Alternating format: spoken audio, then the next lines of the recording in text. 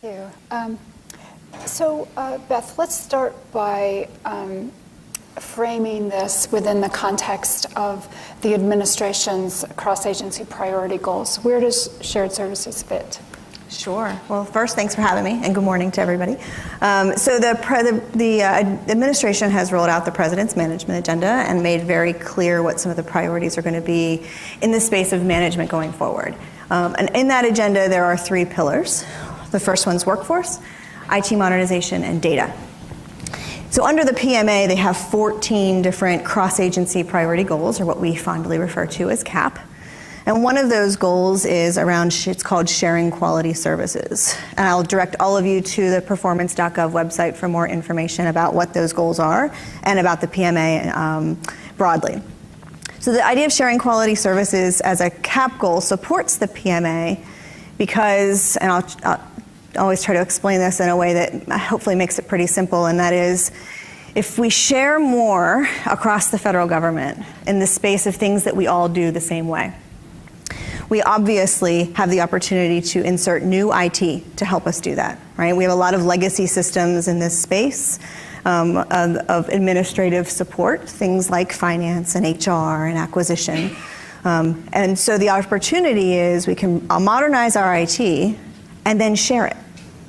And that if we do that well, what we can do is we can, in the space of workforce, think more strategically about what our federal employees are doing and how they're adding value to the taxpayer.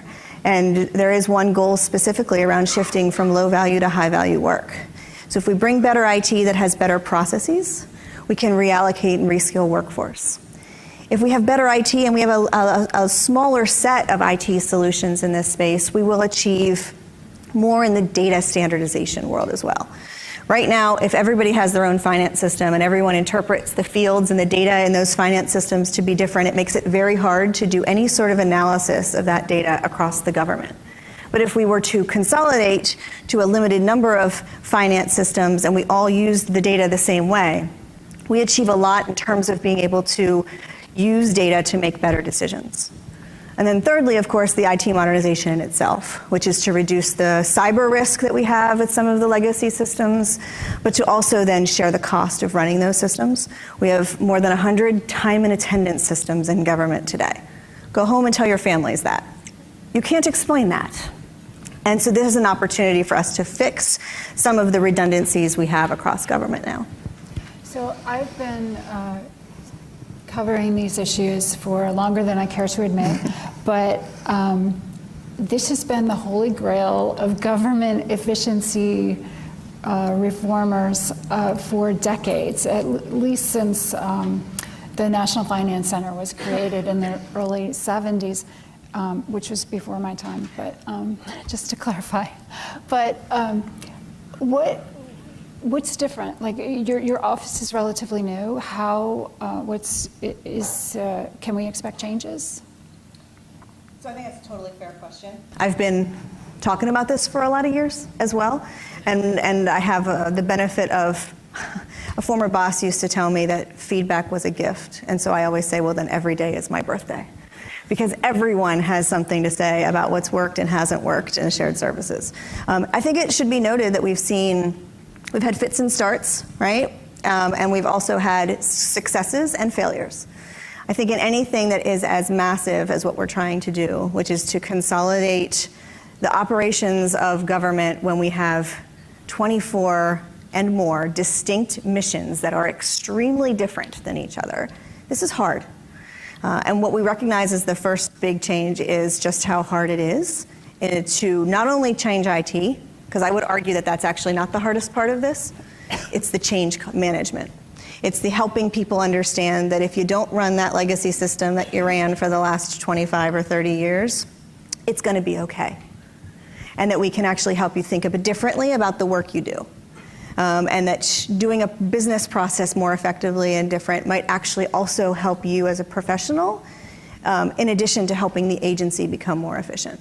So kind of the key principles that we're implementing now is a recognition that one size does not fit all. As opposed to in the past where we've kind of said, hey, all of this function is going to go to one of these places, everybody go and good luck. right? Which was an approach that we realized just wasn't going to work because we didn't do enough of the work up front around what functions really are common in government. Where is it ripe for sharing versus where might it not be quite ready to share? So that takes us to our next kind of principle, which is we have to do the standards first.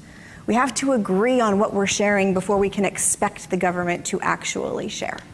And we never really did that in a mature way that sets the stage for agencies to start to manage to a set of clear expectations. And so we're really leading the charge on getting those standards in place. And then thirdly is governance. It's hard when you think about everyone sharing a system, and then you think about who gets priority when they need something of that system. Who decides which agency's priorities are more important than another's, right? Because everybody's priorities are important.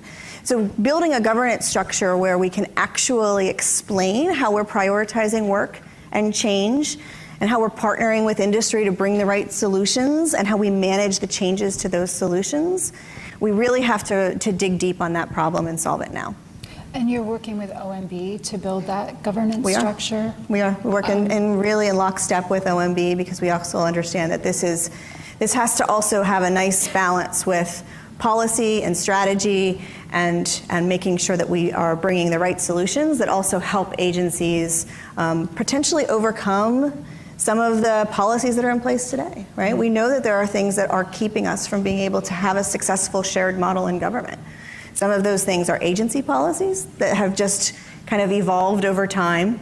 Others are actually government-wide policies. So we need to do an inventory of that and figure out what are the real hurdles to preventing us from sharing. So one of the hurdles in the past has been CFOs, for instance, have been critical of the fact that they don't have credible or compelling data to make the case to move to shared services in some cases. How are you addressing that concern? So there are several other cross-agency goals that I think are helping with this. One, obviously, about data and the idea of getting better data to make better decisions. There's another one called referencing IT transparency in data, or using the technology business model to help us really understand our full cost to operate some of the IT part of these functions. So those things are really helping us to baseline what our current costs are. I would also say there's a real opportunity for government to partner better with industry in this space. So as we think about what the pricing would be for technology that we can buy. So I think it's really important to acknowledge as well that we've said the government should not build technology the government can buy. What we do not want to do is create the next generation of legacy systems 10 years from now. That doesn't seem right. And if we build it, what do you need? You need money to keep investing in it. You need money to maintain it. You need money to innovate it. And that's not something that you can necessarily guarantee, right, over the next 10 years. So if we can buy a solution where industry is repeatedly investing in their products, we need to figure out how to do that, which is why the standards become so important, is that we can articulate as a government what it is we want, and then we can actually do the right market research to think about whether or not the marketplace is mature enough to respond to government needs.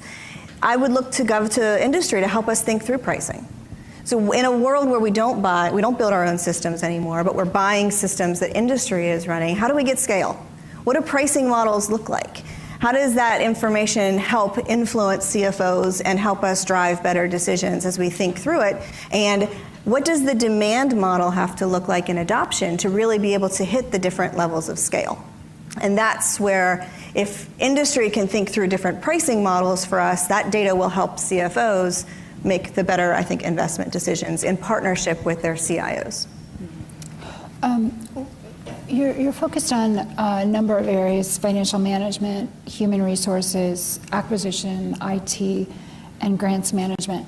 And I'm wondering, of those areas, which offer the most short-term promise and opportunity? Is there a clear front runner?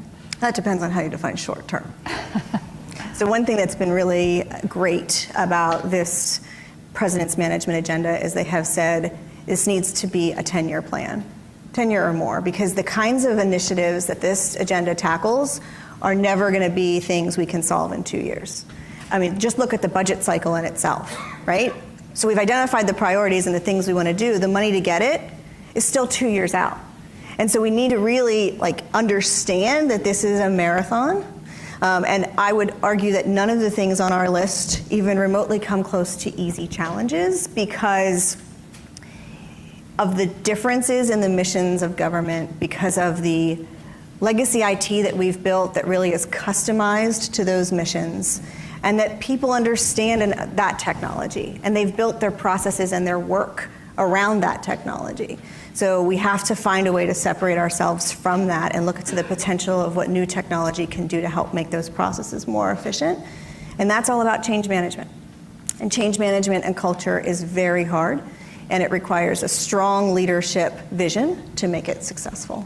So how are you supporting those efforts across government to change the attitudes people bring? And change is hard for everyone, Yep. even when they recognize the need for it often. Change is hard, and it's funny because when people want to make this be special to government, that change is hard, it's not. I talk to all of my colleagues, this shared services centers that are in Fortune 500 companies, and you know what they tell me? Change is just as hard for those people. Change is just hard, period. It's not a government thing. And so I think one of the things that we're really trying to do is step back and say, what is actually ripe for change? How do we look at the entire government and give everyone the chance to weigh in on what it is we need? It goes back to the standards and really working across the communities to articulate what it is we think we need in both the service and the technology going forward. I think that's part of our engagement strategy. Engaging people and giving people a voice early will help hopefully make sure that their needs are incorporated in whatever we buy going forward, which we hope will maybe excite people that there is potential for really positive change in this space.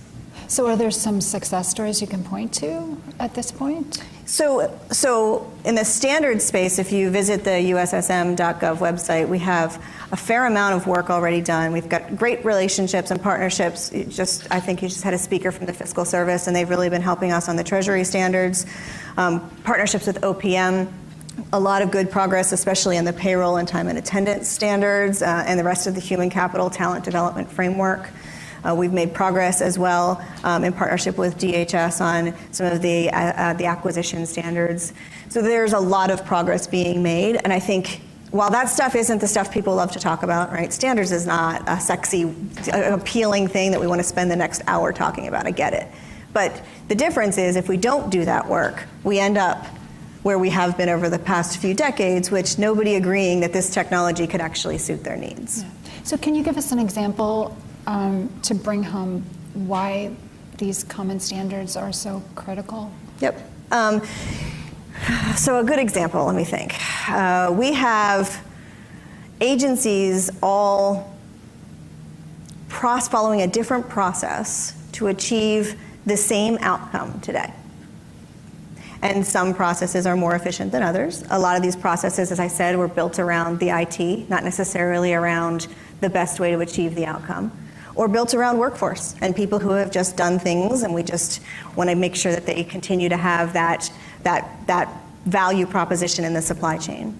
So if we can agree on the outcome, and we can say we all need to have this outcome, and how we get to that outcome is different, right, today, but it doesn't have to be different going forward, and we're all open to a different way of achieving that outcome, then what we do is we create the space that we need in government for industry to bring us some of these better solutions. And I should say this, I don't want industry to build stuff either, right? Like this isn't okay, now we want everybody to go out there and somebody to build a new finance system. There are lots of finance systems and HR systems that already exist even in industry. Government doesn't have the dollars to pay industry to build new things any more than we have the dollars for us to build our own things. So we want to leverage what's already there. Where I think that there are so many unique opportunities is for the people who understand what makes government special. Because I got to tell you, government is special. We have laws and we have statutory rules and we have missions, and there are things that will prevent us from using the technology the way it is today. And so how do we get those existing solutions in industry enhanced a bit so that government really can use those solutions? And those are the partnerships that we're really hoping to see evolve as a result of this kind of new vision for shared services. Okay. And we will take questions, so if you, here's one. Well, you brought up a great point. I know that there's a lot of benchmarking that wants to be done in industry, but as you may know or may not know, depending on like when the last time that you were in industry, is cultural issues certainly impact merit-based performance. Everyone says it's merit-based, but if there's a culture that doesn't want to advance certain employees, that's an issue. So how do you, I guess what topics are you discussing to make it feel like everyone truly is engaged and their voice is being heard? So that's the beauty of the President's Management Agenda, right? So what we're doing is making sure everyone's voice is engaged in a very technical set of requirements, right? What do you need to be able to run your finance function going forward, right? Or your HR system going forward? You pivot going forward to the workforce cap goal, where they have acknowledged exactly what you said. There were challenges right now for helping us even think about moving, that low value work to high value work, creating more data analytics and less processing, right? All of those challenges, which really are rooted in how you address culture. And those cap goals, so if you go to visitperformance.gov and you look at how these cap goals really do support and intersect with each other, we hope to have kind of a comprehensive plan for how we will be able to address those challenges going forward. So just kind of piggybacking on that, the workforce issue, and this has been a hurdle in the past. People get very nervous if they think their job is going to go away. And when you move large functions to shared services, a lot of jobs inevitably will change and many will go away. So how are you addressing that specific concern that has derailed so many previous attempts at? Here's the story I always tell. Just because we're going to replace a system that runs on all of the legacy IT, COBOL, mainframe, all those bad words, right, doesn't necessarily have to impact the workforce in a bad way. We've got a lot of other systems that still run on that technology. So again, I go back to we need to think outside the box and think about how we leverage those resources to then perhaps go and support some other system that really needs that expertise. Right? As opposed to just always assuming that this has to end in a story that's not the ideal one for the workforce, is how do we help the workforce really kind of uncover their potential, and not necessarily about the system that they know so well, but the skills that they've built, and really looking at where we need those skills across government.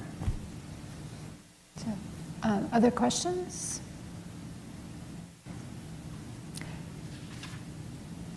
So, before I let you go, I have to ask one more question, of course. You worked, your career is in finance largely. This is an area where there has been a lot of consolidation and progress in shared services. How do you view that sort of on the continuum of, where things might have been in 1970 versus where you would like them to be in 5 years? Like, where are we on that continuum? For just finance? Just finance, since that's your area of... So I think we're somewhere in the middle. I mean, at this point, we have most of the agencies are operating on a pretty recent version of some software for their finance system, right? They've upgraded it, and they've had to, right? You've seen the new legislative requirements come out. Data Act and other things have really kind of forced the hand at making sure agencies had a modern system to be able to respond to those new requirements.